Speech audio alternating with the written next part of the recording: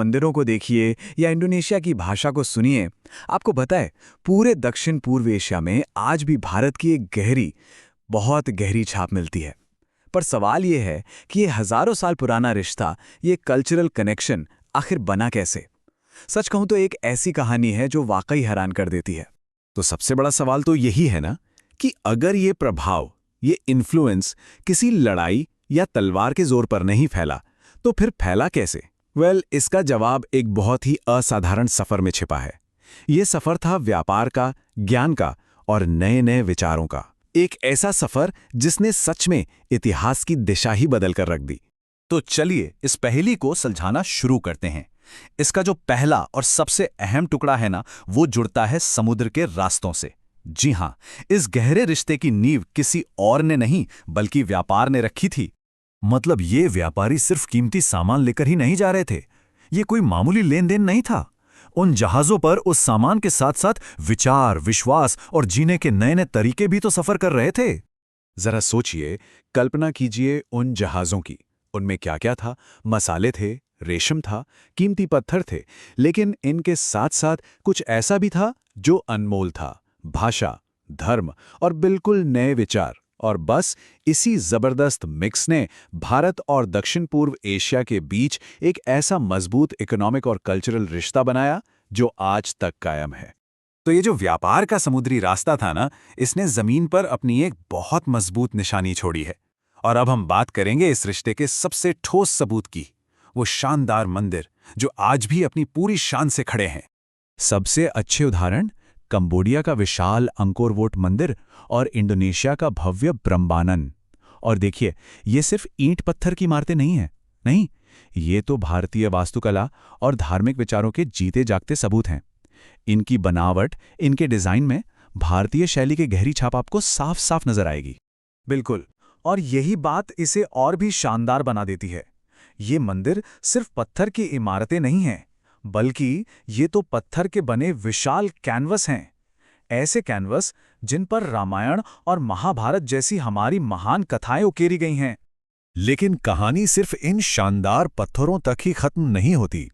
एक और असर था जो शायद इतना साफ साफ दिखाई नहीं देता, पर वो उतना ही गहरा और शक्तिशाली था। और वो असर था भाषा और शासन पर।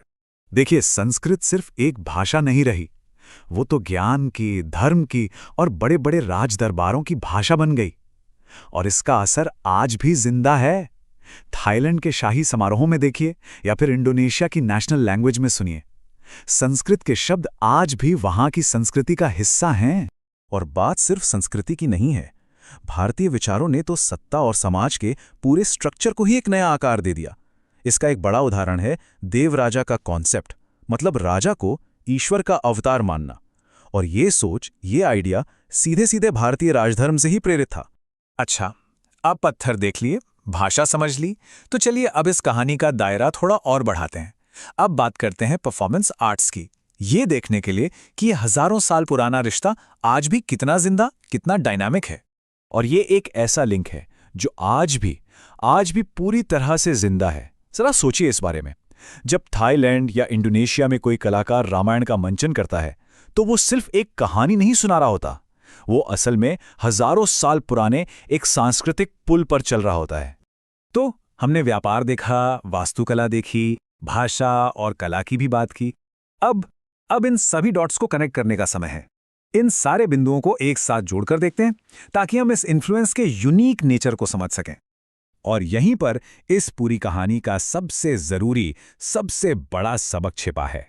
ये इतिहास में एक बहुत ही रेयर एग्जाम्पल है जहां इन्फ्लुएंस तलवार के जोर पर नहीं बल्कि कल्चर और आइडियाज के लेन देन से फैला। आज की दुनिया में हम इसे सॉफ्ट पावर कहते हैं।